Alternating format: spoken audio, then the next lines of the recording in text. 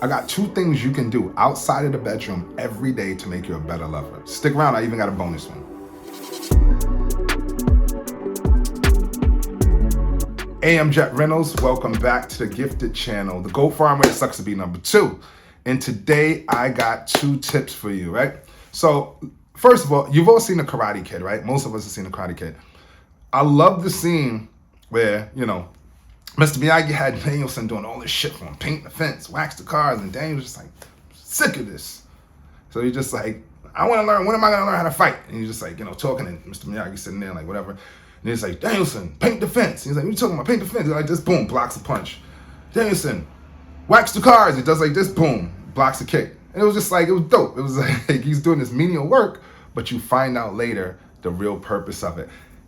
I got some things like that for you today that you can do to change your life immediately in the bedroom, and stick around. Okay, I want you to do this today. For the next 24 hours, I want you to do this.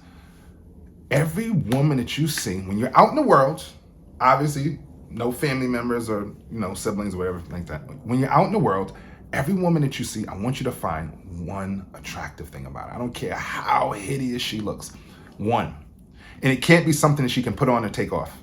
It has to be something that's on her. So it might be like, her fucking eyebrow, sexism.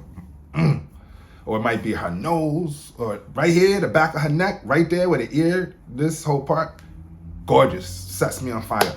I don't care what it is. For some women, it's gonna be easier than others.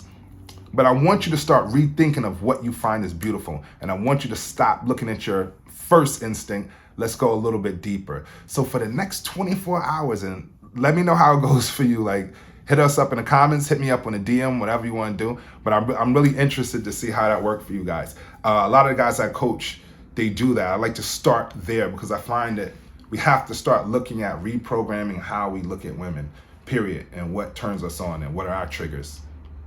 Number 2, this is what I want you to do. Number 2, assuming that you're in a relationship with someone, or you're with someone that you're in a consistent sexual relationship with, I want you to either start having sex with the lights off or with your eyes closed. I'm going to tell you why. Men are highly visual creatures. We're just wired that way. You couldn't help it if you wanted to. It's just the way we are. You see something, that's why it's just the way creatures and animals are in general. It's just the way we were created. So when we take away our strongest sense, the sense of sight, all of these other senses start to strengthen. Now we're working out our sense of smell. We're working out our sense of taste. We're working out our sense of touch. We're working out our sixth sense, the sense of just energy. We're pushing these things to the forefront when we slide that back.